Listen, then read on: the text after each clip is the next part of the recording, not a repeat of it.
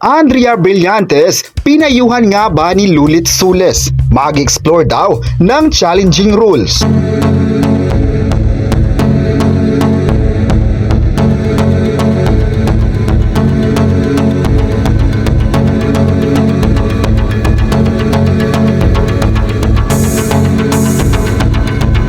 Nagbigay ng payo ang talent manager at showbiz columnist na si Lulit Sules sa kapamilya actress na si Andrea Brillantes. Sa kanyang Instagram page ay binandira niya ang kanyang birthday wishes sa isa sa mga artistang talaga namang pinag-uusapan sa mundo ng showbiz. Hindi nga niya inakala na ang child star noon ay isa ng napakagandang dalaga. Ani pa niya, dapat raw ay simula na ng dalaga ang mag-explore ng iba pang path sa kanyang career para lalo pang mag-grow bilang artist. Binati rin niya si Andrea Brillantes sa nagdiwang ng karawan noong March 12. Kamakailan ay naging maingay muli ang pangalan ni Andrea Brillantes sa social media dahil sa pagiging missing in action nito sa nagdaang Star Magical Prom. Ngunit ayon pa kay Uji Diaz, nakatakda raw kasi sanang lumipad pa Amerika si Blythe para sa kanyang birthday, ngunit sa kasamaang palad ay hindi ito natuloy. Isa si Andrea Brillantes na bida sa senior high na isa sa pinakamalakas na teleserye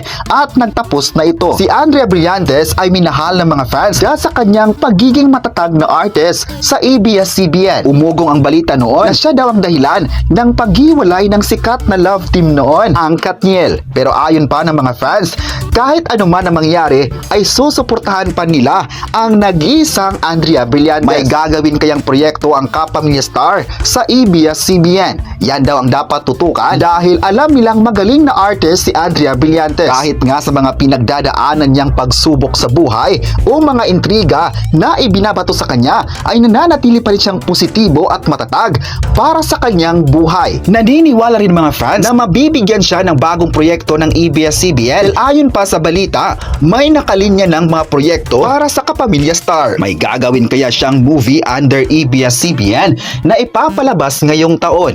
Yan daw ang dapat tutukan kung mayroon nga bang proyekto ibibigay para sa nag-isang kapamilya star. Ayon pa ng isa pang kapamilya ay dapat ay susuportahan si Andrea Brillantes dahil sa kanyang mahusay na pagganap sa ilang mga teleserye noon at hanggang ngayon sa ABS-CBN. Bumida siya sa Kadinang Ginto na naging historical din ang kanyang teleserye.